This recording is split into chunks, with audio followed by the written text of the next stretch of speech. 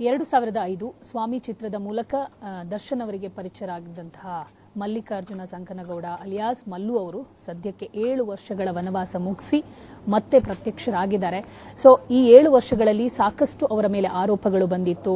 ದರ್ಶನ್ ಅವರಿಗೆ ವಂಚನೆ ಮಾಡಿದ್ದಾರೆ, ದರ್ಶನ್ ಮತ್ತೆ ಧ್ರುವ ಅವರ ಒಂದು ಗಲಾಟೆಗೆ ಮಲ್ಲಿಕಾರ್ಜುನ ಅವರೇ ಕಾರಣ ಅನ್ನುವಂತ ಆರೋಪಗಳು ಅವರ ಮೇಲೆ ಕೇಳಿಬರ್ತಾ ಇತ್ತು. ಸಾಕಷ್ಟು ಜನರಿಗೆ ಸಾಲ ಮಾಡಿ ಅವರು ಕಣ್ಮರೆಯಾದ್ರು ಅನ್ನುವಂತ ಮಾತುಗಳು ಕೂಡ ಕೇಳಿಬಂತು. ಇದರ ಮಧ್ಯೆ ಮಲ್ಲಿಕಾರ್ಜುನ್ ಇನ್ನಿಲ್ಲ, ಅವರು ಸಾವನ್ನಪ್ಪಿದ್ದಾರೆ ಅನ್ನುವಂಥ ಸುದ್ದಿ ಕೂಡ ಹರಿದಾಡಿತ್ತು. ಈ ಎಲ್ಲ ಸುದ್ದಿಗಳಿಗೆ ಇವತ್ತು ತೆರೆ ಎಳೆದಿದ್ದಾರೆ. ಏನ್ ನಡೆದಿತ್ತು ಅಂದ್ರೆ 7 ವರ್ಷಗಳ 2018ರಿಂದ ಇಲ್ಲಿ ತನಕ ಏನೆಲ್ಲ ನಡೆಯಿತು ಅನ್ನೋದನ್ನ ಪಿನ್ ಟು ಪಿನ್ ಆಗಿ ಅವರು ಬಿಚ್ಚಿಟ್ಟಿದ್ದಾರೆ ಸುದ್ದಿಗೋಷ್ಠಿ ಮೂಲಕ. ಸದ್ಯಕ್ಕೆ ಅವರು ಪವರ್ ಟಿವಿ ಜೊತೆಗೆ ಮಾತಾಡಕ್ಕೆ ರೆಡಿ ಆಗಿದ್ದಾರೆ. ಏನ್ ಹೇಳ್ತಾರೆ ಕೇಳೋಣ ಸರ್. ಸುಮಾರು 7 ವರ್ಷ ಮಲ್ಲಿಕಾರ್ಜುನ್ ಸಂಕನಗೌಡ ಮಲ್ಲು ಅಂತಾನೆ ಸ್ಯಾಂಡಲ್ವುಡ್ ಮಂದಿಗೆ ನೀವು ಪರಿಚಯ, ದರ್ಶನ್ ಅವರ ಆಪ್ತರಾಗಿ ನೀವು ದಿನವನ್ನ ಕಳೆದಿದ್ರಿ, ಅವ್ರ ಜೊತೆ ಪ್ರತಿ ಕೆಲಸದಲ್ಲೂ ಕೂಡ ಭಾಗಿಯಾಗಿದ್ರಿ.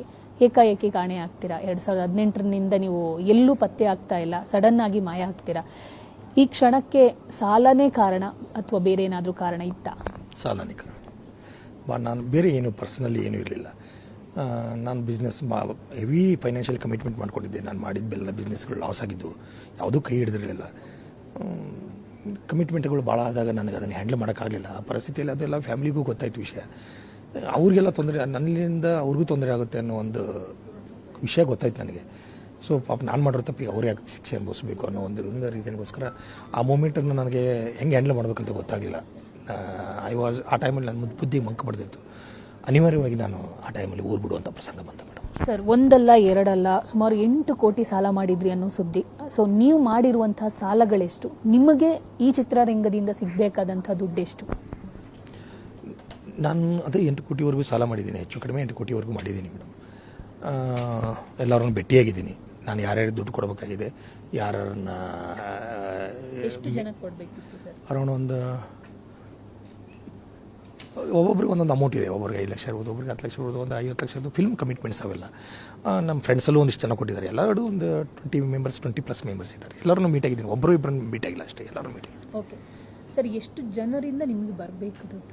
ಒಂದು 5-6 ಜನದಿಂದ ಬರಬೇಕು ಮೇಡಮ್, ಅಷ್ಟೇ ಬರಬೇಕು. ಬಟ್ ಅವ್ರ ಪಾಪ ಅವ್ರ ಕಷ್ಟದಲ್ಲಿದ್ದಾರೆ. ಅವ್ರು ಏನು ಕೊಡ್ತಾರೆ, ಅದರಲ್ಲಿ ಒಂದಿಬ್ಬರು ತೀರ್ಕೊಂಡೇ ಬಿಟ್ಟಿದ್ದಾರೆ. ಹಾಗೆ ಏನೂ ಮಾಡೋಕ್ಕಾಗಲ್ಲ. ಅವು ನಮ್ಮ ಅಣ್ಣನ ಹಣೆ ಬರ ಅಷ್ಟೇ. ಅದು ನನಗೆ ಬರ್ದಿತ್ತು, ನಾನು ಅನುಭವಿಸ್ಬೇಕಂತ ಬರ್ದಿದ್ದೆ. ಅದು ನನ್ನ ಸಾಲ ನನಗೂ ಬರ್ಡನ್ ಆಗಿಬಿಡ್ತು, ನನಗೆ ಸಾಲ ಆಗಿಬಿಡ್ತು, ಅದು ಅಷ್ಟೇ. ಸರ್, 2018ಕ್ಕೆ ನೀವು ಅಪ್ಸ್ಕ್ಯಾಂಡ್ ಆಗ್ತೀರಾ ಸಡನ್ ಆಗಿ. ಸಾಲ ಮಾಡ್ಕೊಂಡಿರೋದು ಎಷ್ಟು ತಿಂಗಳಿಗಳಿಂದ? ಸೊ ಸಡನ್ ಆಗಿ ಆ ನಿರ್ಧಾರ ಯಾಕೆ? 2010ರಿಂದ ಸಾಲ ಆಯಿತು. ನಾನು ಪಿಕ್ಚರ್ ಮಾಡ್ತಾ ಇದ್ದೆ, ನಾನು ಮೊದಲ ಸಲ ಮಾಡ್ತಾ ಇದ್ದೆ, ಡಿಸ್ಟ್ರಿಬ್ಯೂಷನ್ ಮಾಡ್ತಾ ಇದ್ದೆ, ಪ್ರೊಡಕ್ಷನ್ ಮಾಡ್ತಾ ಇದ್ದೆ. ಹಿಂಗೆ ಮಾಡ್ಕೊತ ಹೋದಾಗ ಒಂದಕ್ಕೊಂದು ಬೆಳೀತಾ ಇತ್ತು. ಒಂದೊಂದು ಪ್ಲಸ್ ಆಗಿತ್ತು, ಒಂದು ಮೈನಸ್ ಆಗಿತ್ತು. ಬಟ್ ನಾನು ಹೇಳಿದ್ನಲ್ಲ, ಫೇಲ್ಯೂರ್ ಪರ್ಸೆಂಟೇಜ್ ಹೆಚ್ಚಿಗೆ ಆಯಿತು ನಂದು ಕಂಪೇರ್ ಟು. ಹಾಗಾಗಿ ಅದು ಬಡ್ಡಿ, ಚಕ್ರ ಬಡ್ಡಿ, ಮೀಟರ್ ಬಡ್ಡಿ ಅವೆಲ್ಲ ಬೆಳೀತಾ ಇರ್ತವೆ ಮೇಡಮ್. ಬೆಳೀತಾ ಅದು 7-8 ವರ್ಷದಲ್ಲಿ ಅಷ್ಟಾಗಿತ್ತು, ಆಗಿತ್ತು ಅಷ್ಟೇ. ಸರ್, ಒಂದು ಕಡೆ ಹೋಟೆಲ್ ಬಿಸ್ನೆಸ್ ಮಾಡ್ತೀರಾ, ಇನ್ನೊಂದು ಕಡೆ ಡಿಸ್ಟ್ರಿಬ್ಯೂಷನ್ಸ್ ಮಾಡ್ತಾ ಇರ್ತೀರಾ, ಇನ್ನೊಂದು ಕಡೆ ದರ್ಶನ್ ಅವರ ಜೊತೆಗೆ ಮ್ಯಾನೇಜರ್ ಆಗಿ ಕೂಡ ಕೆಲಸ ಮಾಡ್ತೀರಾ. ಸಾಕಷ್ಟು ಜವಾಬ್ದಾರಿಗಳ ನಡುವೆ ನಮಗೆ ಬಂದಿರೋ ಮಾಹಿತಿ, ನೀವು ಪಕ್ಕದ ನಾಡು ತಮಿಳುನಾಡಲ್ಲಿ ಒಂದು ರೇಸಿಂಗ್ ಅಲ್ಲಿ ದುಡ್ಡು ಹೂಡಿ ಲಾಸ್ ಮಾಡ್ಕೊಂಡ್ರಿ. ನಾನು ಮಾಡಿಲ್ಲ ಮೇಡಮ್, ನಾನು ಮಾಡಿಲ್ಲ. ನಾನು ಯಾವ ದುಡ್ಡಲ್ಲೂ ನಾನು ಅದರಲ್ಲಿ ದುಡ್ಡು ಹಾಕಿಲ್ಲ. ನನಗೊಬ್ಬ ಫ್ರೆಂಡು ನನಗೆ ದುಡ್ಡು ಇನ್ವೆಸ್ಟ್ ಮಾಡು ಅಂತ ಹೇಳಿದರು. ಯಾವುದರಲ್ಲಿ ಸರ್? ಅಲ್ಲ, ನನಗೇನೋ ಒಂದು ಇಲ್ಲ, ಅದು ಗೊತ್ತಿಲ್ಲ ನನಗೆ. ನನಗೊಂದು ಅಮೌಂಟ್ ಕೊಡು, ನಾನು ಸ್ವಲ್ಪ ನಿನ್ಗೆ ಹೆಲ್ಪ್ ಮಾಡ್ತೀನಿ, ನಿನಗೊಂದು ಇಷ್ಟು ದಿವಸದಲ್ಲಿ ಕೊಡ್ತೀನಿ ಅಂತಂದ್ರು. ಬಟ್ ಅವ್ರು ಕೊಡಲಿಲ್ಲ, ಅವರೂ ಇಲ್ಲ, ಅವ್ರ ದುಡ್ಡು ಕೊಡಲಿಲ್ಲ. 50 ಲಕ್ಷ ಅಷ್ಟೇ, 50 ಲಕ್ಷ ಅಷ್ಟೇ. ನಾನು ಆ ದುಡ್ಡು ಹೋಯ್ತು, ಆ ಫ್ರೆಂಡ್ಗಂತ ಕೊಟ್ಟಿದ್ದು. ಉಳಿದೆಲ್ಲ ಫಿಲ್ಮಲ್ಲೇ ಕಳೆದ್ರು. ಸರ್, ಸಡನ್ ಆಗಿ ಅಪ್ಸ್ಕ್ಯಾಂಡ್ ಆಗಬೇಕಾದ್ರೆ ಸಾವು ಅನ್ನುವಂಥ ಕಾನ್ಸೆಪ್ಟು ನಿಮ್ಮ ತಲೆಗೆ ಬಂದಿತ್ತು. ಅಂದರೆ ನಿಮಗೆ ಸಾವಿನ ಮೇಲೆ ಇಷ್ಟ ಇಲ್ಲ ಅಂದರೂ ಕೂಡ ಒಂದಿಷ್ಟು ಪ್ರೆಷರಿಂದ ನಿಮ್ಮ ಹೆಂಡತಿ, ನಿಮ್ಮ ಒಂದು ಮರ್ಯಾದೆ ಪ್ರಶ್ನೆ ಅನ್ನೋ ಕಾರಣಕ್ಕೆ ಸಾವಿನ ದವಡೆ ತನಕ ಹೋಗಿ ಬಂದವರು. ಸಡನ್ ಆಗಿ ಸಾವಿಗೆ ಶರಣಾಗಬಾರ್ದು ಅನ್ನುವಂಥ ಮನಸ್ಥಿತಿ ಯಾವಾಗ ಬಂತು ನಿಮಗೆ? ಅಲ್ಲ, ನನಗೆ ಇರಲೇ ಇಲ್ಲ ನಾ ಸಾಯ್ಬೇಕು ಅನ್ನೋದು ಇರಲಿಲ್ಲ. ಯಾಕಂದ್ರೆ ನಂಗೆ ಧೈರ್ಯ ಇಲ್ಲ. ನಾನು ಹೇಳಬೇಕಲ್ಲ ಮೇಡಮ್, ಬದುಕಕ್ಕೆ ಧೈರ್ಯ ಬೇಕಾಗಿಲ್ಲ, ಸಾಯಕ್ಕೆ ಧೈರ್ಯ ಬೇಕು. ಬದುಕಕ್ಕೆ ಹೆಂಗೋ ಬದುಕ್ಬಿಡ್ತೀವಿ, ಯಾರೋ ಕೈ ಹಿಡಿತಾರೆ, ಹುಡ್ಸಿದ್ದೇವ್ರು ಹುಲ್ಲು ಮೇಸಲ್ಲ ಅಂತಾರೆ. ಆದರೆ ಸಾಯಕ್ಕೆ ಧೈರ್ಯ ಬೇಕು. ಆ ಧೈರ್ಯ ನನ್ನ ಹತ್ರ ಇರಲಿಲ್ಲ. ನಾನು ಒಲ್ಲೆ ಅಂದಿದ್ದೆ. ಬಟ್ ಅದು ಧೈರ್ಯ ಇಲ್ಲ ಅನ್ನೋದಕ್ಕಿಂತ ಹೆಚ್ಚಿಗೆ ನಾನು ಸತ್ಬಿಟ್ರೆ ಆ ಕಳಂಕ ಜೊತೆನೇ ಹೋಗ್ಬೇಕಾಗಿದೆ ಜೀವನ. ನಾನು ನನ್ನ ಮಕ್ಕಳಿಗೆ ಅದಕ್ಕೆಲ್ಲ ಅಂಟ್ಕೊಂಡ್ಬಿಡುತ್ತೆ. ನಾನು ಯಾಕೆ ಆ ಕಳಂಕ ಜೊತೆ ಹೋಗ್ಬೇಕು? ಬೇಡ. ಇರಬೇಕು, ಕಣ್ಣು ಮುಂದೆ ಬರೋಣ. ಕಷ್ಟನೂ ಸುಖ ಸೋತಿದ್ದೀನಿ ನಾನೇನು ಅಂತ ಏನು ದೊಡ್ಡ ಅಪರಾಧ ಮಾಡಿಲ್ಲ, ಕೆಟ್ಟ ಅಪರಾಧ ಮಾಡಿಲ್ಲ, ದುಶ್ಚಟಗಳಿಲ್ಲ, ಸೋತಿದ್ದೀನಿ ಅಷ್ಟೇ. ಯಾವತ್ತೋ ಒಂದಿನ ನಾನು ಬಂದು ಮನಪರಿವರ್ತನೆ ಆದಮೇಲೆ ಬಂದು ಪಾಪ ನಿವೇದನೆ ಮಾಡ್ಕೊಂಡ್ಬಿಟ್ಟ ಮೇಲೆ ಜನ ನನಗೇನೋ ದಾರಿ ತೋರಿಸ್ಬೋದು, ಏನೋ ದುಡ್ಡು ತೀರಿಸ್ಬೋದು ಅನ್ನೋ ಒಂದು ನಂಬಿಕೆ ಮೇಲೆ ವಾಪಸ್ ಬಂದಿದ್ದೀನಿ. ಗೊತ್ತಿಲ್ಲ ಇನ್ನು ಮುಂದೆ ಏನಾಗುತ್ತೆ ಅಂತ ಅಷ್ಟೇ. ಸರ್, ನೀವು ದರ್ಶನ್ ಆಪ್ತರಾಗಿದ್ದವರು, ಅಂದರೆ ಕೋ ಡೈರೆಕ್ಟರ್ ಆಗಿ ಸ್ವಾಮಿ ಸಿನಿಮಾದ ಮೂಲಕ ನೀವು ಕಂಟಿನ್ಯೂ ಆಗ್ತೀರಾ. ಅದಾದಮೇಲೆ ಮ್ಯಾನೇಜರ್ ಆಗಿ ಕೂಡ ಕೆಲಸ ಮಾಡ್ತೀರಾ, ನಿಮ್ಮ ಮೇಲೆ ಜವಾಬ್ದಾರಿ ಇತ್ತು. ಸೊ ನೀವು ಸಡನ್ ಆಗಿ ಅಬ್ಸ್ಕ್ಯಾಂಡ್ ಆದಾಗ ದರ್ಶನ್ ಮೇಲೆ ಒಂದು ಆರೋಪ ಬರುತ್ತೆ. ಸೊ ಅವರು ಕೂಡ ಒಂದು ಆರೋಪ, ಅಂದರೆ ಅವ್ರ ಸುತ್ತಮುತ್ತಿರೋರು ಒಂದು ಆರೋಪ ಮಾಡ್ತಾರೆ, ಅಂದರೆ ಮಲ್ಲಿ ಅವರು ದುಡ್ಡು ತಗೊಂಡು ಓಡೋದ್ರು, ಅವರಿಗೆ ಸಾಕಷ್ಟು ಮೋಸ ಮಾಡಿದ್ರು ಅನ್ನುವಂಥ ಸುದ್ದಿ. ಈ ಸುದ್ದಿ ನಿಮ್ಮ ಕಿವಿಗೆ ಬಿದ್ದಿತ್ತಾ ಆದಮೇಲೆ? ಅವಾಗ ಬಿದ್ದಿಲ್ಲ ಮೇಡಮ್, ಈಗ ನನಗೆ ಗೊತ್ತಾಗಿದೆ ಅದು ಹಂಗೆ ಆಯಿತು ಅಂತ. ಅದೇ ಇಲ್ಲಿ ಬಂದ ಮೇಲೆ ಗೊತ್ತಾಗಿದೆ ನನಗೆ ಈ ವಿಷಯಗಳು ಹಿಂಗೆ ಆಗಿದೆ ಅಂತ. ಬಟ್ ನಾನು ಹೇಳಿದ್ನಲ್ಲ ಮೇಡಮ್, ಆಗಲೂ ಹೇಳಿದ್ದೀನಿ, ಈಗೂ ಹೇಳ್ತೀನಿ, ಮತ್ತೆ ಹೇಳ್ತೀನಿ, ಗಂಟಾಘೋಷವಾಗಿ ನನ್ನ ದರ್ಶನ್ ಸರ್ದು ₹1 ತೊಗೊಂಡೋಗಿಲ್ಲ. ಕಷ್ಟ ಅಂತ ಆದಾಗ ಅವರೇ ನಾನು ಕೊಟ್ಟಿದ್ದಾರೆ. ಎಷ್ಟು ಕೊಟ್ಟರು ಸರ್? 93 ಲಕ್ಷ ಕೊಟ್ಟಿದ್ದಾರೆ, ನಿಯರ್ ಬೈ 1 crore. ಯಾವತ್ತು ನೀವು ಕೇಳಲಿಲ್ವಾ ಸರ್ ದರ್ಶನ್ ಅವರು? ಯಾಕಂದ್ರೆ 13 ವರ್ಷದ ಜರ್ನಿ ಅವ್ರ ಜೊತೆಗೆ, ನಿಮ್ಮ ಕಷ್ಟಗಳು ಮೇಡಮ್ ಮತ್ತೆ ಹೇಳಿ. ಒಂದ್ಸಲ ಕೊಟ್ಟಿದ್ರು. ಈಗ ನಾ ಹೇಳಿದ್ನಲ್ಲ ಮೇಡಮ್, ಅದನ್ನೇ ಹೇಳ್ತೀನಿ, ದಿವಸ ಸಾಯಿ ಅವ್ರಿಗೆ ಅಳವ್ರು ಯಾರು ಅಂತಾರೆ. ಒಂದ್ಸಲ ಹೋಗಿ ಕೇಳಿದ್ದೀನಿ, ಕಷ್ಟ ಅಂತ ಕೊಟ್ಟಿದ್ದಾರೆ. ಮತ್ತೆ ಹೋಗ್ಬಿಟ್ಟು ಮತ್ತೆ ಕಷ್ಟ ಅಂತಂದಾಗ ಇನ್ನೊಂದ್ಸಲ ಹೋಗ್ತೀನಿ, ಮತ್ತೊಂದು ಸಲ ಕಷ್ಟ ಅಂದಾಗ ಹಿಂದೆ ಮುಂದೆ ನೋಡ್ತಾರೆ. ನನಗೆ ಬೇಜಾರಾಗುತ್ತೆ. ನನಗೂ ಒಂದು ಮನಸ್ಥಿತಿ ಇದೆ ಅಲ್ಲ ಸರ್, ನನಗೂ ಒಂದು ಆತ್ಮಸಾಕ್ಷಿ ಅಂತಿದ್ದಾನೆ. ಹೆಂಗೆ ಹೋಗಿ ಕೇಳೋದಪ್ಪ, ಹೆಂಗೆ ಹೋಗಿ ಅವ್ರನ್ನ ಫೇಸ್ ಮಾಡೋದು? ಸ್ಟಾರ್ ಅವರು ಮಾಡ್ತಾರೆ ಅಂತ ಪದೇ ಹೆಲ್ಪ್ ಕೇಳೋಕ್ಕಾಗತ್ತೆ ಮೇಡಮ್? ಆಗಲ್ಲ. ನಾನು ಆ ಟೈಮಲ್ಲಿ ಕೇಳಲಿಲ್ಲ, ನನ್ನ ತಪ್ಪು. ಬಟ್ ನನಗದು ತಪ್ಪೂ ಅನಿಸಿಲ್ಲ. ಅದಕ್ಕಿಂತ ಹೆಚ್ಚಿಗೆ ನಾನು ಒಂದ್ಸಲ ಮಾಡಿದ್ದಾರೆ, ಮತ್ತು ಅವಾಗ ಕೇಳಿಲ್ಲ ಅಂತ ನನಗೇನು ಅದು ಮುಜುಗರನೂ ಇಲ್ಲ. ಬಟ್ ಕೇಳಿದ್ರೆ ಏನೋ ಒಳ್ಳೇದಾಗ್ತಿತ್ತು ಏನೋ ಗೊತ್ತಿಲ್ಲ, ಅವ್ರು ಸಪೋರ್ಟ್ ಮಾಡ್ತಿದ್ರು ಏನೋ ಗೊತ್ತಿಲ್ಲ. ಆ ಸಂದರ್ಭ ನನಗೆ ಹಂಗಾಯಿತು, ನನಗೆ ಅನಿಸಿದ್ದು ನಾನು ಮಾಡಿದೆ. ಕೇಳಿದಂಥ ಸಂದರ್ಭ ಅಂದರೆ ಈ ಬಡ್ಡಿ ಕಟ್ಟಕ್ಕೆ ಸಾಧ್ಯ ಆಗದಂಥ ಸಂದರ್ಭದಲ್ಲಿ 93 ಲಕ್ಷ ದರ್ಶನ್ ಅವರ ಹತ್ರ ಕೇಳಿದ್ದ, ಅಥವಾ ಬೇರೆ ಏನಾದರೂ ಆ ಸಂದರ್ಭದಲ್ಲಿ ಕಷ್ಟಗಳಿತ್ತ? ಬೇರೆ ಏನು ಕಷ್ಟಗಳಿಲ್ಲ, ಇದೆ ರಿಲೇಟೆಡ್ ಟು ಬಡ್ಡಿ ಮತ್ತು ಇನ್ನೊಂದು ಬೇರೆ ಫೈನಾನ್ಷಿಯಲ್ ಕಮಿಟಿ. ಯಾರೋ ಒಬ್ರು ದುಡ್ಡು ಕೊಟ್ಟವರು ಅರ್ಜೆಂಟ್ ಬೇಕು ಅಂದರು, ಅವ್ರದ್ದೇನೋ ಪರ್ಸನಲ್ ಕಮಿಟ್ಮೆಂಟ್ ಇದ್ದು ಇಮಿಡಿಯೇಟ್ ಕೊಡು ಅಂತ ಕೂತರು. ಅವ್ರ ಬಡ್ಡಿನೂ ಕೇಳೋಕೆ ರೆಡಿ ಇರಲಿಲ್ಲ. ಆ ಟೈಮಲ್ಲಿ ಅನಿವಾರ್ಯವಾಗಿ ನಾನು ದರ್ಶನ್ ಸರ್ ಹತ್ರ ಹೋಗಿ ಕಮಿಟ್ಮೆಂಟ್ನ ಫುಲ್ಫಿಲ್ ಮಾಡ್ಕೊಳಕ್ಕೆ ನಾನು ಅರ್ಜೆಂಟ್ 1 ಕೋಟಿ ಬೇಕು ಸರ್ ಅಂತಂದೇಳಿ ಅವ್ರು ಇಮಿಡಿಯೇಟ್ ಕೊಟ್ಟರು. ಇಮಿಡಿಯೇಟ್ ನನಗೆ ವ್ಯವಸ್ಥೆ ಮಾಡಿದ್ರು. ಅದೆಲ್ಲ ಆ್ಯಕ್ಚುಲಿ ಅವರು ಹಣಕಾಸಿನ ವ್ಯವಹಾರ ನಾನೇ ನೋಡ್ಕೊತಿದ್ದಲ್ಲ. ಟಕ್ಕಾಗಿ ಮಲ್ಲು ನೀನು ಗೊತ್ತಲ್ವ ಎಲ್ಲಿದೆ ಬರುತ್ತೆ, ಅವ್ರ ಕಡೆಯಿಂದ ಪ್ರೊಡ್ಯೂಸರು ಆವಾಗ ಯಾವಾಗ ನಡೀತಿದ್ದು ನಮಗೆಲ್ಲ ಗೊತ್ತಿತ್ತು. ಅವ್ರ ಕಡೆಯಿಂದ ಕಲೆಕ್ಟ್ ಮಾಡಿಕೊಂಡು ನೀನು ಇದನ್ನು ಮಾಡ್ಕೊ ಅಂತ ನನಗೆ ಹೇಳಿದರು.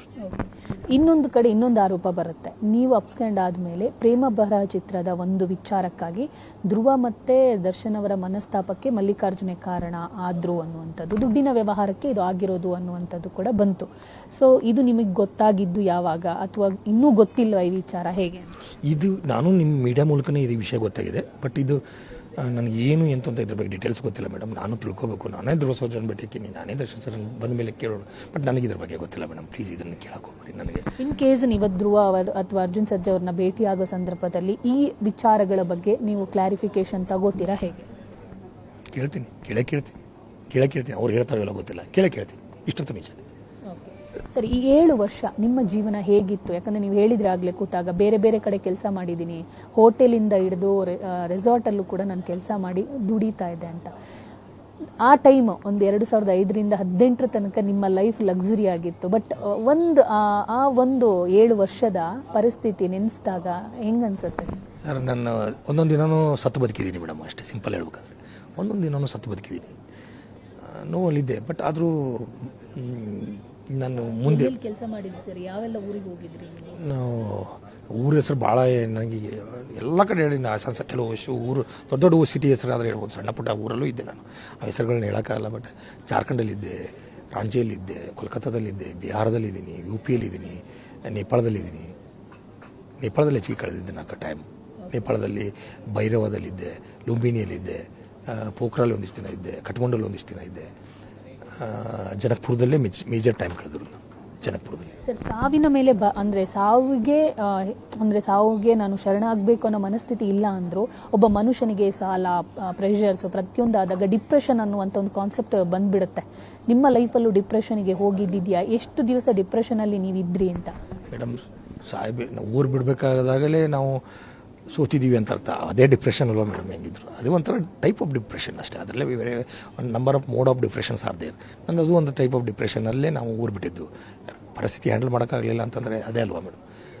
ಆಗಿದೆ, ಅದು ಡಿಪ್ರೆಷನ್ನೇ ಅನ್ಕೋಬೋದು ಅಷ್ಟೇ. ನಾನು ಆ ಟೈಮಲ್ಲಿ ಹೋಗಿದ್ದಿದೆ ಅಷ್ಟೇ. ಬಟ್ ನಾನೇ ಅದನ್ನು ಮೆಟ್ಟಿ ಬಂದಿದ್ದೀನಿ. ಕೆಲವು ಮೋಟಿವೇಶನ್ ನಾನು ಅಷ್ಟಕ್ಕೆ ಸೆಲ್ಫ್ ಮೋಟಿವೇಟ್ ಮಾಡ್ಕೊಂಡಿದ್ದೀನಿ. ಕೆಲವು ಬುಕ್ಸ್ ಓದ್ತಿದ್ದೆ ನಾನು. ಅವೆಲ್ಲ ಬುಕ್ ಓದಿ ಅದೆಲ್ಲ ಸ್ವಲ್ಪ ರೂಢಿ ಇದೆ ನನಗೆ. ನಾನು ಹೀಗಾಗಿ ಸ್ವಲ್ಪ ನಾನು ಸೆಲ್ಫ್ ಮೋಟಿವೇಟ್ ಮಾಡ್ಕೊಂಡಿದ್ದೀನಿ ಮೇಡಮ್. ಎಷ್ಟು ಸ್ವಾಮೀಜಿಗಳಿಗೆ ನನಗೆ ಪ್ರೇಮಾನಂದ ಗುರುಗಳು ಅಂದರೆ ಭಾಳ ಇಷ್ಟ. ಆ ಪ್ರೇಮಾನಂದ ಗುರುಗಳದ್ದು ಸ್ಪೀಚ್ ಕೇಳ್ತಾ ಇರ್ತೀನಿ ಯಾವಾಗಲೂ. ಈ 7 ವರ್ಷದಲ್ಲಿ ನಿಮ್ಮ ಒಂದು ಮಗು ಇತ್ತು, ಹೆಂಡತಿ, ಇವ್ರನ್ನೆಲ್ಲ ಬಿಟ್ಟಿರಕ್ಕೆ ಹೆಂಗಾಯ್ತು ಸರ್? ಅಂದರೆ ಒಂದು ಕಡೆ ಕಷ್ಟ ಇರ್ಬೋದು, ಎಷ್ಟೇ ಇದ್ರೂ ಫ್ಯಾಮಿಲಿಗೋಸ್ಕರ ಸಾವಿಗೆ ನಾನು ಶರಣಾಗಲ್ಲ ಅಂತ ಬಂದವ್ರು ನೀವು. ಸೊ ಇದನ್ನೆಲ್ಲ ಹೆಂಗೆ ನಿಭಾಯಿಸಿದ್ರಿ? ಪಾಪ ನಾನೊಂಥರ ಕಷ್ಟಪಟ್ಟರೆ ಅವಳೊಂಥರ ಕಷ್ಟಪಟ್ಟಿದ್ದಾಳೆ ಸರ್ ಮೇಡಮ್. ನಾನು ಹೇಳಿದ್ನಲ್ಲ, ನನ್ನ ಹೆಂಡತಿ ದೇವತೆ ಥರ ಅಂತ ಹೇಳಿಬಿಟ್ಟಿದ್ದೀನಿ ನಿಮಗೆ. ಅದಕ್ಕಿಂತ ಹೆಚ್ಚಿಗೆ ನಾನು ಏನು ಹೇಳೋಕ್ಕಾಗಲ್ಲ. ನನ್ನಿಂದ ಭಾಳ ನೋವು ಅನುಭವಿಸಿದ್ದಾಳೆ ಮೇಡಮ್. ಆ ನೋವನ್ನು ಇನ್ಮೇಲೆ ಆದರೂ ನಾನು ಮರೆಸ್ಬೇಕು ಅಂತ ಅಂದ್ಕೊಂಡಿದ್ದೀನಿ. ಗೊತ್ತಿಲ್ಲ, ಅವಳು ಪ್ರೀತಿ ಕೊಡೋದ್ರ ಮೂಲಕ ಮರೆಸ್ತೀನಿ. ಇಲ್ಲದಾಗ ನಿಮ್ಮನ್ನ ಕೇಳಕ್ಕೆ ಯಾರಿರಲ್ಲ, ನೀವೆಲ್ಲೋ ಇರ್ತೀರಾ, ಅಂದರೆ ಸತ್ತಿದ್ದೀರಿ ಅಥವಾ ನೀವು ವಂಚನೆ ಮಾಡಿ ಹೋದ್ರಿ ಅನ್ನುವಂಥ ಆರೋಪ ಬಂದಿರುತ್ತೆ, ಎಲ್ಲ ಚಾನಲ್ಸ್ಗಳಲ್ಲೂ ಬಂದಿರುತ್ತೆ. ಆ ಟೈಮಲ್ಲಿ ನಿಮ್ಮ ಹೆಂಡತಿ ಇದನ್ನು ಹೆಂಗೆ ನಿಭಾಯಿಸಿದ್ರು? ಅಂದರೆ ಅವ್ರ ಮೇಲೆ ನಿಮ್ಮ ಮೇಲೆ ಕಳಂಕವನ್ನು ಅವ್ರ ಮೇಲೆ ಹೊರಿಸೋಕ್ಕೆ ಟ್ರೈ ಮಾಡಿರಬಹುದು, ಅಥವಾ ಮನೆ ಬಾಗಿಲಿಗೆ ಹೋಗಿರ್ಬೋದು, ಇಂಥದ್ದೇನಾದರೂ ಆಗಿತ್ತಾ? ಸೊ ಅವ್ರು ಹೇಗೆ ನಿಭಾಯಿಸಿದ್ರು? ಇಲ್ಲ, ಅಂತೂ ಆಗಿದ್ದಾವೆ. ಒಂದಿಬ್ಬರು ಬಂದಿದ್ದಾರೆ, ಭಾಳ ಜನ ಬಂದಿದ್ದಿಲ್ಲ. ಅವರು ಪಾಪ ಭಾರಿ ರೆಸ್ಪೆಕ್ಟ್ಫುಲ್ಲಾಗಿ ಬಂದಿದ್ದಾರೆ, ಮಾತಾಡಿದ್ದಾರೆ, ಹೋಗಿದ್ದಾರೆ ಅಷ್ಟೇ. ನಾನು ಇಲ್ಲ ಅಂದ ತಕ್ಷಣ ಅವ್ರು ಹೋಗಿದ್ದಾರೆ. ಯಾರು ನಮಗೆ ಆ ಥರ ಯಾರು ಟಾರ್ಚರ್ ಕೊಟ್ಟಿಲ್ಲ ಸರ್. ಎಲ್ಲರೂ ಒಳ್ಳೆಯವರೇ. ಎಲ್ಲರಿಗೂ ನಾನು ದುಡ್ಡು ಕೊಟ್ಟವರು ಪ್ರತಿಯೊಬ್ಬರು ನಾನು ಈಗ ಮೀಟಾಗಿ ಬಂದಿದ್ದೀನಿ. ಅವರಲ್ಲಿರೋ ಒಳ್ಳೆತನನೇ ನಾನು ಇನ್ನೊಮ್ಮೆ ಬದುಕಕ್ಕೆ ಉತ್ಸಾಹ ಕೊಡ್ತಾ ಇದೆ ಅಷ್ಟೇ. ಅವರಲ್ಲಿರೋ ಒಳ್ಳೆತನ, ಯಾಕಂದ್ರೆ ನನ್ನನ್ನು ಅವ್ರು ಕ್ಷಮಿಸಿದ್ದಾರೆ ಅಂತ ಅಂದಮೇಲೆ ಗ್ರೇಟ್ ಅಲ್ಲ ಮೇಡಮ್. ಯಾರು ನನಗೆ ಆ ಥರ ಟಾರ್ಚರ್ ಕೊಟ್ಟಿಲ್ಲ ಮೇಡಮ್. ಸುಮ್ಮನೆ ಏನೂ ಬೇಡ, ನನಗೆ ಲೈಫೇ ಬೇಡ ಅನ್ನೋಂಥ ಸಂದರ್ಭದಲ್ಲಿ ನಿಮ್ಮ ಮನಸ್ಸನ್ನು ಬದಲಾಯಿಸಿದಂತಹ ವ್ಯಕ್ತಿ ಯಾರು ಅಂತ? ನಮ್ಮ ರಾಯರು ಅಷ್ಟೇ, ರಾಘವೇಂದ್ರ ಸ್ವಾಮಿ ರಾಯರು ಅಷ್ಟೇ. ಸರ್, ನೀವು 13 ವರ್ಷ ದರ್ಶನ್ ಅವ್ರ ಜೊತೆ ಇದ್ದ ಕಾಲದಲ್ಲಿ ನಿಮ್ಮ ದರ್ಶನ್ ಅವರಲ್ಲಿ ಕಂಡಂಥ ಒಳ್ಳೆ ಗುಣ ಆಗಿರ್ಬೋದು, ನೀವು ಇವತ್ತು ಇರ್ತಿದ್ರೆ, ಅವ್ರ ಜೊತೆನೇ ಇರ್ತಿದ್ರೆ ಅವ್ರು ಈ ಪರಿಸ್ಥಿತಿಗೂ ಕೂಡ ಕಾರಣ ಆಗ್ತಾ ಇರಲಿಲ್ವೇನೋ ಗೊತ್ತಿಲ್ಲ. ಸೊ ಹೆಂಗಿರ್ತಾ ಇದ್ರು? ಕೇಳ್ತಿದ್ರ ಮಾತುಗಳನ್ನು?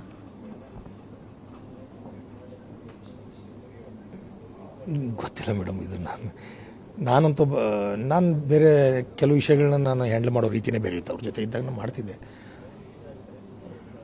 ಅವಾಗ ಏನಾಗ್ತಿತ್ತು ಗೊತ್ತಿಲ್ಲ ಮೇಡಮ್, ಗೊತ್ತಿಲ್ಲ. ಅಲ್ಲ, ಇದ್ದ 13 ವರ್ಷಗಳಲ್ಲಿ ಅವ್ರು ನಿಮ್ಮ ಮಾತುಗಳನ್ನು ಕೇಳ್ತಾ ಇದ್ರಾ ದರ್ಶನ್ ಅವರು? ಅಂದರೆ ಯಾವ್ದು ಕೇಳಬೇಕು ಅಂತ 100% ಕೇಳ್ತಿದ್ರು. ಯಾವ್ದು ಕೇಳಬೇಕು ಅಂತ ಕೇಳಬಾರ್ದು. ಅವ್ರಿಗೆ ನನಗನ್ಸಿದ್ದು ನಾನು ಹೇಳ್ತಿದ್ದೆ. ಅದು ಅವ್ರಿಗೆ ಒಮ್ಮೊಮ್ಮೆ ಹೌದು ಮಲ್ಲೋ ಇದನ್ನು ಹೇಳಿದ್ ಕರೆಕ್ಟು ಅಂತ ಒಪ್ಕೊತಿದ್ರು. ಅದರಲ್ಲಿ ಅವ್ರು ದೊಡ್ಡ ಗುಣ. ಅವರು ಯಾರು ಹೇಳಿರಲಿ ಚಿಕ್ಕ ಭಾರಿ ದೊಡ್ಡ ಗುಣ. ನೀವೇನು ಹೇಳಿದ್ರು ಕೇಳ್ತಿದ್ರು. ಬಟ್ ಅದು ಅವ್ರಿಗೆ ಕರೆಕ್ಟ್ ಅನ್ನಿಸ್ಬೇಕು. ಅನಿಸಿದ್ರೆ 100% ಕೇಳಿದ್ದಾರೆ, 100% ಅದನ್ನು ಸಪೋರ್ಟು ಮಾಡಿದ್ದಾರೆ. ಯಾವುದೇ ವ್ಯಕ್ತಿ ಆಗಲಿ, ಒಬ್ಬ ಲೈಟ್ ಮ್ಯಾನ್ ಕೆಲಸ ಮಾಡಬೇಕಾದ್ರೆ ಒಬ್ಬ ಲೈಟ್ ಮ್ಯಾನ್ ಏನಾದರೂ ಒಂದು ಪಾಯಿಂಟ್ ಹೇಳಿದ್ರೆ ಕೇಳ್ತಿದ್ರು. ಆ ಥರದ ವ್ಯಕ್ತಿ. ಒಂದೊಳ್ಳೆ ಸಂಘ ಇರ್ತಿದ್ರೆ ಒಬ್ಬ ಪರ್ಸನಿಗೆ ಏನೂ ಆಗಲ್ಲ ಅನ್ನುವಂಥದ್ದು ಸಾಕಷ್ಟು ಪುರಾವೆಗಳಿವೆ. ಸೊ ದರ್ಶನ್ ಅವರ ಇವತ್ತಿನ ಈ ಪರಿಸ್ಥಿತಿಗೆ ನಿಜವಾದ ಕಾರಣ ಏನಿರ್ಬೋದು? ನೀವು ನೋಡಿರ್ತೀರಾ, ವಿಡಿಯೋ ನೋಡಿದ್ದೀರಾ ಅಂತ ಹೇಳಿದ್ರಿ. ಏನಿರ್ಬೋದು ಸರ್? ನೀವು ಅವ್ರ ಜೊತೆಗೆ ಇದ್ದವರು, ಅವ್ರು ನೋಡಿದ್ದೀರಾ ಅಷ್ಟು ವರ್ಷದಿಂದ? ಏನು ಹೇಳಿ, ನಾನು ಹೇಳಿದ್ದೀನಿ ಮೇಡಮ್, ಅವ್ರ ಮಗು ಥರ ನನ್ನ ಜೊತೆ ಅಂತೂ ಭಾಳ ಚೆನ್ನಾಗಿ ನಡ್ಕೊಂಡಿದ್ದಾರೆ. ಏನೋ ಒಂದು ಕೆಟ್ಟಗಳಿಗೆ ಏನಾಗಿದೆ ಅಂತ ಗೊತ್ತಿಲ್ಲ ನನಗೆ. ಆಗಬಾರ್ದಿತ್ತು, ಏನೋ ಆಗಿದೆ. ಬಟ್ ಅದೇನು ಅಂತ ಗೊತ್ತಿಲ್ಲ ನಮಗೆ. ಅವ್ರು ನಿರಪರಾಧಿಗೆ ಬರಲಿ, ಅವರು ನಿರ್ದೋಷಿಯಾಗಿ ಬರಲಿ ಅಂತ ದೇವ್ರ ಹತ್ರ ನನ್ನ ಬಗ್ಗೆ ಬೇಡ್ಕೊಳ್ಳಿ ಅಂದ್ರೆ ಅವ್ರ ಬಗ್ಗೆ ಬೇಡ್ಕೊತೀನಿ, ಅವ್ರ ಬಗ್ಗೆ ದಿನಕರ ಬಗ್ಗೆ ಬೇಡ್ಕೊತೀನಿ. ಓಕೆ ಸರ್, ಇವಾಗ ಏನು ಮಾಡಬೇಕು ಮುಂದಿನ ದಿನಗಳಲ್ಲಿ ಅಂದ್ಕೊಂಡಿದ್ದೀರಾ ನೀವು? Celebrity management company star bridge ಅಂತ ಅಂದ್ಕೊಂಡಿದ್ದೀನಿ. ಅದನ್ನು ಮಾಡಬೇಕು ಅಂದ್ಕೊಂಡಿದ್ದೀನಿ ಮೇಡಮ್. ಈ ಟೈಮಲ್ಲಿ ಮಾತಾಡಿದ್ರೆ ಪಾಪ ಅದನ್ನು ಬೇರೆದಕ್ಕೆ ಯೂಸ್ ಮಾಡಿಕೊಂಡು ಅದು ಇದೆ ಮೇಡಮ್. ಅದು ಸೆಲೆಬ್ರಿಟಿ ಮ್ಯಾನೇಜ್ಮೆಂಟ್ ಕಂಪನಿ ಅಂತ ಮಾಡ್ತಾ ಇದ್ದೀನಿ. ಅದು ಇನ್ನೂ ಪ್ರಿಪ್ರೇಷನ್ ಹಂತದಲ್ಲಿದೆ. ನಾನು ಎಲ್ಲ ಆರ್ಟಿಸ್ಟ್ಗಳನ್ನೂ ಮೀಟ್ ಆಗಿದ್ದೀನಿ. Things are going on. ಅದ್ರ ಮೂಲಕ ನನ್ನ ಜೀವನ ಕಟ್ಕೋಬೇಕು ಅಂದ್ಕೊಂಡಿದ್ದೀನಿ. ಅದರಲ್ಲಿ ಇನ್ವೆಸ್ಟ್ಮೆಂಟ್ ಏನಿಲ್ಲ. ಸ್ವಲ್ಪ ನನ್ನ ಅನುಭವನ ದಾರಿ ಎರಿಬೇಕು ಅದರಲ್ಲಿ. ನನ್ನ ಫ್ರೆಂಡ್ ದಯಾನಂದ್ ಅಂತ ಇದ್ದಾರೆ, ಈಸ್ ಫ್ರಮ್ ಸ್ಯಾನ್ ಫ್ರಾನ್ಸಿಸ್ಕೋ. ಅವರು ನನಗೆ ಭಾಳ ಹೆಲ್ಪ್ ಮಾಡಿದ್ರು. ಸರ್, ಇವಾಗ ನಾನು ಹೇಳ್ತಾ ಇರೋದು ಇವಾಗಿನ ಇಂಡಸ್ಟ್ರಿ ಪರಿಸ್ಥಿತಿ ಒಂದೆಡೆ, ಇನ್ನೊಂದು ನಿಮ್ಮ ಮೇಲಿರುವ ಕಳಂಕ. ಇದನ್ನೆಲ್ಲ ಬ್ಯಾಲೆನ್ಸ್ ಮಾಡಿ ನೋಡೋದಾದರೆ ಇವಾಗಿನ ಸೆಲೆಬ್ರಿಟಿಗಳು ಅಥವಾ ಇಲ್ಲಿ ಆಗಿರ್ಬೋದು, ಪರಭಾಷೆಯಲ್ಲಾಗಿರ್ಬೋದು, ನಿಮಗೆ ಸಪೋರ್ಟಿವ್ ಆಗಿ ನಿಂತಿದ್ದಾರಾ ನಿಮ್ಮ ಈ ಬಿಸ್ನೆಸ್ಸಿಗೆ? ಈ ಬಿಸ್ನೆಸ್ ಅಲ್ಲ ಮೇಡಮ್, ಇನ್ನೂ ಪ್ರಿಪ್ರೇಷನ್ ಅಂತದಲ್ಲಿ. ಹಾಂ, 100% ಸಪೋರ್ಟು. ನಾನು ಯಾರನ್ನು ಮೀಟ್ ಆಗಿದ್ದೀನಿ ಎಲ್ಲರೂ ಸಪೋರ್ಟ್ ಮಾಡಿದ್ದಾರೆ. ನನಗೆಲ್ರಿಗೂ ನಾನು ಕತೆ ಹೇಳಿದ್ದೀನಿ ಇಂಡಿವಿಜುವಲ್ ಆಗಿ. ನನ್ನ ಪ್ರಾಬ್ಲಮ್ ಏನಂತ ಎಲ್ಲರೂ ಕೇಳೋರು. ಏನು ಮಲ್ಲು ಎಲ್ಲಿ ಹೋಗಿದ್ರಿ ಅಂತ ಆಬ್ವಿಯಸ್ ಕೇಳೋರೇ ಅಲ್ವಾ. ಎಲ್ಲರನ್ನು ಮೀಟ್ ಆದಾಗ ನಾನು ಅವ್ರನ್ನೆಲ್ಲರೂ ನನ್ನ ಸಾಲ ಕೊಟ್ಟವ್ರು, ದುಡ್ಡು ಕೊಟ್ಟವ್ರನ್ನ ಎಲ್ಲರನ್ನು ಮೀಟ್ ಆಗೋದ್ರ ಜೊತೆಗೆ ಇದನ್ನು ಒಂದಿಷ್ಟು ಅಪಾಯಿಂಟ್ಮೆಂಟ್ ಮಾಡ್ಕೊಂಡು ಹೋಗ್ತಾ ಇದ್ದೆ ನಾನು. ಅವ್ರಿಗೆಲ್ಲರೂ ನನ್ನ ಬಗ್ಗೆ ಕೇಳಿದ್ದಾರೆ. ಎಲ್ಲರೂ ನನಗೆ ಒಳ್ಳೇದೇ ಹಾರೈಸಿದ್ದಾರೆ. ಎಲ್ಲರೂ ನಂಗೆ ಸಪೋರ್ಟ್ ಮಾಡ್ತೀನಿ ಅಂದಿದ್ದಾರೆ. ಅದೇ ಇನ್ನು ನನಗೆ ಸ್ವಲ್ಪ ಆಶೀರ್ವಾದ ನನ್ನ ಶ್ರೀರಕ್ಷೆ ಅಷ್ಟೇ. ಸರ್, ಈಗ ನೀವಿವತ್ತು ಪ್ರೆಸ್ ಮೀಟ್ ಕರೆದಿರೋ ಕಾರಣ ಸ್ವಲ್ಪ ದಿವಸಗಳ ಹಿಂದೆ, 2-3 ದಿವಸಗಳ ಹಿಂದೆ ಒಂದಿಷ್ಟು ಚಾನೆಲ್ಗಳಲ್ಲಿ ಅಥವಾ ಒಂದಿಷ್ಟು ಡಿಜಿಟಲ್ ಮೀಡಿಯಾದಲ್ಲಿ ನಿಮ್ಮ ಸುದ್ದಿ ಬಂತು, ಪ್ರತ್ಯಕ್ಷರಾಗಿದ್ದಾರೆ, ಅವರು ಬಂದಿದ್ದಾರೆ ಅನ್ನುವಂಥದ್ದು. ಇನ್ನೊಂದು ಕಡೆ ದರ್ಶನ್ ಅವರಿಗೆ ವಿಚಾರಣೆ ಸಂದರ್ಭದಲ್ಲಿ ನಿಮ್ಮ ಹೆಸರು ಕೂಡ ಪ್ರಸ್ತಾಪ ಆಯಿತು.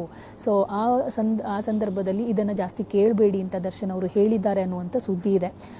ಸೊ ಈ ಎಲ್ಲ ಕಾರಣವನ್ನ ನೋಡ್ಕೊಂಡು ಇವತ್ತು ಸುದ್ದಿಗೋಷ್ಠಿ ಕರೆದ್ರ ಹೇಗೆ? ಯಾಕಂದ್ರೆ ಇಷ್ಟು 7 ವರ್ಷದಿಂದ ನೀವು ನಾನು ಸುದ್ದಿ ನಾನು ಮೀಟ್ ಆಗೋದು ನಾನು ಲಿಸ್ಟ್ ಹೇಳಿದ್ದಲ್ಲ ಮೇಡಮ್. ನಾನು ಎಲ್ಲರೂ ಮೀಟ್ ಆಗಬೇಕಿತ್ತು. ಅವ್ರು ಮೀಟ್ ಆದಮೇಲೆ ಪ್ರೆಸ್ ಮೀಟ್ ಮಾಡ್ಬೇಕಂತ ನಾನು ಮುಂಚೆನೇ ಅನ್ಕೊಂಡಿದ್ದೆ. ಇವತ್ತಲ್ದಲ್ಲ ನಂದು ಆ ಮೀಟ್ ಆಗೋದು ಟೈಮು ಅಲ್ಲಿಗೆ ಸಿಂಕ್ ಆಯ್ತು, ಇದು ಸಿಂಕ್ ಆಯ್ತು ಅಷ್ಟೇ. ಅದೇ ಟೈಮಲ್ಲಿ ಬಂದಿತ್ತು. ನಾನು ಅದಕ್ಕಿಂತ ಮುಂಚೆನೇ PR ಅವ್ರಿಗೆ ಫೋನ್ ಮಾಡಿದ್ದೆ. ಪೇಪರಲ್ಲಿ ಟಿ ವಿಯಲ್ಲಿ ಬರೋ ಹಿಂದಿನ ದಿನ ಅವ್ರಿಗೆ ಫೋನ್ ಮಾಡಿದ್ದೆ. ಅವರು ಊರಲ್ಲಿರಲಿಲ್ಲ, ವೆಂಕಟೇಶ್ ಸರ್. ಅಯ್ಯೋ ನೀನು ಬಾ ಅಂದರು. ಮತ್ತು ಅಷ್ಟರೊಳಗಡೆ ಇದು ಬಂದಿತ್ತು ಅಷ್ಟೇ. ಅದು ಹೆಂಗೆ ಸಿಂಕ್ ಆಯ್ತು ಅಷ್ಟೇ. ಬಟ್ ಆ ಉದ್ದೇಶದಿಂದ ಬಗ್ಗೆ ಸೇರಿಲ್ಲ ಮೇಡಮ್. ಅದಾದಮೇಲೆ ಆಮೇಲೆ ನಾನು ನೋಡಿದೆ, ನಾನು ನೋಡಿದೆ, ನಿನ್ನೇನು ನೋಡಿದೆ, ಸಾಯಂಕಾಲ ನೋಡಿದೆ. ಅದು ಬಂದುಬಿಟ್ಟಿತ್ತು ಅಷ್ಟು. ಅಯ್ಯಪ್ಪ ನಾನು ಕರೆದು ನಾನು ಅನ್ಕೊಂಡು ನನ್ನ ಕೆಲಸನೂ ಮುಗಿತ್ತು. ಯಾರನ್ನು ಮೀಟ್ ಆಗಬೇಕಿತ್ತು ಅವ್ರದ್ದೆಲ್ಲ ಕೆಲಸನೂ ಮುಗಿದಿತ್ತು. ಎಲ್ಲರನ್ನೂ ಕನ್ವಿನ್ಸು ಮಾಡಿದ್ದೆ. ಇನ್ಮೇಲೆ ಪ್ರೆಸ್ ಮೀಟ್ ಕರಿಬೇಕು ಅಂದ್ಕೊಂಡಿದ್ದೆ. ನನಗೆ ಉತ್ತರ ಕೊಡಬೇಕಿದ್ದು ಅವ್ರಿಗೆಲ್ಲ ಮೇಡಮ್. ಫಸ್ಟ್ ನನ್ನ ಹತ್ರ ಯಾರು ದುಡ್ಡಿನ ವ್ಯವಹಾರ ಇದೆಯಲ್ಲ ಅವ್ರು ಉತ್ತರ ಕೊಡಬೇಕಾಯ್ತು. ಅವ್ರಿಗೆಲ್ಲರೂ ಕೊಟ್ಟು ಬಂದೆ. ನಾನು ಕೊಟ್ಟಾದ್ಮೇಲೆ ನಾನು ಪ್ರೆಸ್ ಮೀಟ್ ಕರಿಬೇಕು ಅಂದ್ಕೊಂಡಿದ್ದೆ. ಅಷ್ಟರಲ್ಲೇ ಇದೆಲ್ಲ ನಡೆದು ಹೋಗ್ಬಿಡ್ತಂಗೆ. ಅದು ಹಗ್ಗ ಹರಿದಕ್ಕೂ ಕೋಲು ಮುರಿದಕ್ಕೂ 2 ಸಮಯ ಆಗ್ಬಿಡ್ತು ಅಷ್ಟೇ. ಇನ್ನೊಂದು ಕಡೆ ದರ್ಶನ್ ಅವರ ನೀವು ಮೀಟ್ ಆಗಕ್ಕೆ ಯಾವತ್ತಾದ್ರೂ ಪ್ಲಾನ್ ಮಾಡ್ಕೊಂಡಿದ್ದೀರಾ? ಯಾಕಂದ್ರೆ ಲಾಸ್ಟ್ ಟೈಮ್ ಮೀಟ್ ಆದಾಗ ದಿನಕರ್ ಸರಿ ಬೇಡ, ಈಗ ಸೂಕ್ತ ಟೈಮ್ ಅಲ್ಲ ಅಂತ ಹೇಳಿದ್ರು. ಬಟ್ ಈಗ ಇನ್ನೂ ದಿನಗಳಿದಾವೆ. ಸೊ ಭೇಟಿ ಆಗ್ತೀರಾ ಅಥವಾ ಪ್ಲಾನ್ ಇದೆಯಾ, ಹೇಗೆ? ಈಗ ನಾನು ಕೇಳ್ತೀನಿ ಮೇಡಮ್, ವಿಜಯಲಕ್ಷ್ಮಿ ಮೇಡಮ್ ಕೇಳ್ತೀನಿ. ಅವ್ರು ಏನಾದರೂ ಈಗ ಮೀಟ್ ಆಡೋಕ್ಕೆ ಅವ್ರ ಕಡೆ ಈಗ ಮೇನ್ ಏನೇ ಇದ್ದರೂ ವಿಜಯಲಕ್ಷ್ಮಿ ಮೇಡಮ್ ತೋನೇ ನಾನು ಮಾಡಬೇಕು. ಅವ್ರು ಏನಾದರೂ ಪರ್ಮಿಷನ್ ಕೊಟ್ಟರೆ ಹೋಗಿ 100% ಮೀಟ್ ಆಗ್ತೀನಿ. ಅಂದ್ರೆ ಇವತ್ತೇ ಭೇಟಾಗ್ತೀನಿ. ಆದರೆ ಗೊತ್ತಿಲ್ಲ, ಅವ್ರನ್ನ ಒಂದ್ಸಲ ಮಾತಾಡಬೇಕು ಅಷ್ಟೇ. ಅವ್ರ ಮೇಲೆ ಈಗ ಪರಿಸ್ಥಿತಿ ಏನೇ ನಡೆದಿದೆ ಅಂತ ಗೊತ್ತಿಲ್ಲವಲ್ಲ ಮೇಡಮ್. ಬಂದಮೇಲೆ ಅಂತೂ ಮೀಟ್ ಆಗೇ ಆಗ್ತೀನಿ. ಅದೇನು ತೊಂದರೆ ಇಲ್ಲ, ಬರ್ತಾರೆ. 100% ದರ್ಶನ್ ಸರ್ ಬರ್ತಾರೆ. ಸರ್, ಕೊನೆಯದಾಗಿ ಜೀವನ ಮನುಷ್ಯನ ಏನು ಬೇಕಾದರೂ ಮಾಡಬಹುದು. ಒಂದು ಕಾಲದಲ್ಲಿ ಟಾಪ್ ಲೆವೆಲಲ್ಲಿ ಇದ್ದವರು, ಎಲ್ಲೂ ಅಂದರೆ ಇಡೀ ಇಂಡಸ್ಟ್ರಿಗೆ ಗೊತ್ತಿತ್ತು, ಹಣವನ್ನು ಕಣ್ಣಾರೆ ಕೋಟಿ ಹಣವನ್ನು ನೋಡಿದವರು ಇವತ್ತು ಬರಿಗೈಯಲ್ಲೂ ಕೂಡ ಜೀವನ ನಡೆಸ್ತಿದ್ದೀರಾ. ಸೊ ನಿಮ್ಮ ಪ್ರಕಾರ ಜೀವನ ಅನ್ನುವಂಥದ್ದು ಮನುಷ್ಯನ ಯಾವ ಥರ ಕುಣಿಸುತ್ತೆ, ಜೊತೆಗೆ ನೀವು ಕಲ್ತಂಥ ಪಾಠ? ಸಿಂಪಲಾಗಿ ಒಂದೇ ಮಾತು ಹೇಳ್ಬೇಕಂದ್ರೆ life is empty and meaningless ಅಷ್ಟೇ. ಹೆಂಗೆ ಬರುತ್ತೆ ಹಂಗೆ ಹೋಗ್ಬೇಕು ಮೇಡಮ್, ಅಷ್ಟೇ ಜೀವನ. ಆದರೆ ಎಲ್ಲನೂ ನೋಡ್ಬಿಟ್ಟಿದ್ದೀನಿ ನಾನು. ಸ್ಟಾರ್ ಹೋಟೆಲ್ ಜೀವನನೂ ನೋಡಿದ್ದೀನಿ, ಫ್ಲೈಟ್ಗಳು ಹೊಟ್ಟೆಬಿಡಿ. ನೀವು ಹೇಳ್ದಂಗೆ ಐಷಾರಾಮಿ ಜೀವನ ಎಲ್ಲ ಮಾಡಿಬಿಟ್ಟಿದ್ದೀನಿ. ಆದರೆ ಬಟ್ ಇಂಥ ಒಂದು ಪರಿಸ್ಥಿತಿ ನಾನು ಬರುತ್ತೆ ಅಂತ ಅಂದ್ಕೊಂಡಿರಲಿಲ್ಲ. ಈ ಕ್ಯಾಂಪಸ್ಸಲ್ಲಿ ನಡ್ತೀನಿ ಈಗ. ಯಾಕಂದರೆ ನೀವು 6 ರೂಪಾಯಿ ಒಂಟಿಗೆ ಒಂದು ಸ್ಟಾಪ್ ಇಳಿಬೇಕಂದ್ರೆ 12 ರೂಪಾಯಿ, ಅಷ್ಟರಲ್ಲೇ ಜೀವನ ಮಾಡೋಕೆ. ಈಗ ಅಂಥ ಪರಿಸ್ಥಿತಿ ಬಂದಿದೆ. ಹೆಂಗೆ ಬಂದಿದೆ ಹಂಗೆ ಹೋಗ್ಬೇಕಷ್ಟೇ. ಜೀವನ ಅಲ್ಲ ಮೇಡಮ್, ಅಷ್ಟೇ.